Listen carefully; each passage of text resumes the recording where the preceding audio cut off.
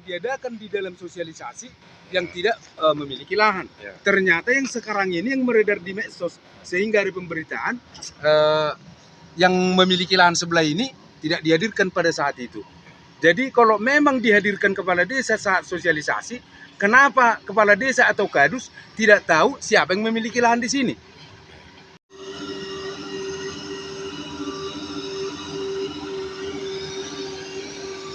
Ya, saudara-saudara pemirsa Harta News, ditemukan di sini diduga proyek siluman ya, yang menurut info warga proyek ini berjalan dulu baru sosialisasi.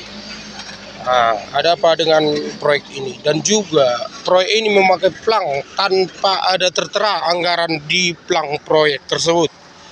Ya, kita lihat pekerjaannya ya guys. Bagaimana menurut tanggapan Anda? Perehapan embung Hairi Gorat di Onan Runggu. Warga tuding minim transparansi. Pemasok BBM alat berat ikut dipertanyakan. Harta News Samosir, tanggal 2 September tahun 2025. Proyek perehapan embung Hairi Gorat di Desa Onan Runggu, Kecamatan Onan Runggu, Kabupaten Samosir, menuai sorotan tajam dari warga.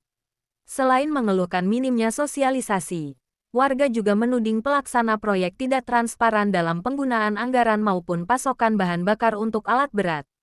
Proyek dan pelaksana, proyek optimalisasi embung ini direncanakan berlangsung selama 120 hari kalender.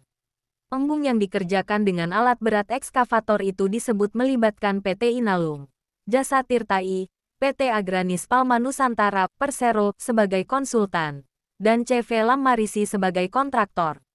Tujuan proyek, meningkatkan fungsi embung sebagai cadangan air dan mendukung pertanian warga.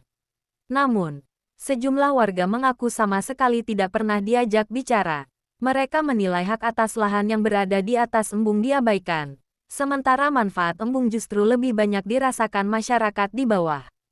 Lebih besar dari tidak ada sosialisasi yang jelas. Kami pemilik lahan tidak pernah dilibatkan. Seolah-olah hak kami tidak dihargai, ungkap salah seorang warga.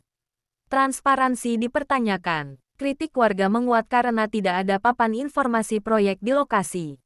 Pagu anggaran dan rincian pelaksanaan tidak bisa diakses masyarakat. Lebih jauh, pasokan bahan bakar alat berat yang disebut menggunakan biosolar dari pengusaha lokal Panglongkior juga dipertanyakan. Warga mendesak agar kejelasan sumber, volume, dan aliran dana BBM ini dibuka terang-terangan. Kalau proyek resmi, kenapa tidak jelas siapa yang memasok solar dan bagaimana mekanisme pembeliannya? Ini menimbulkan tanda tanya besar, ujar seorang aktivis lingkungan di Onan Runggu.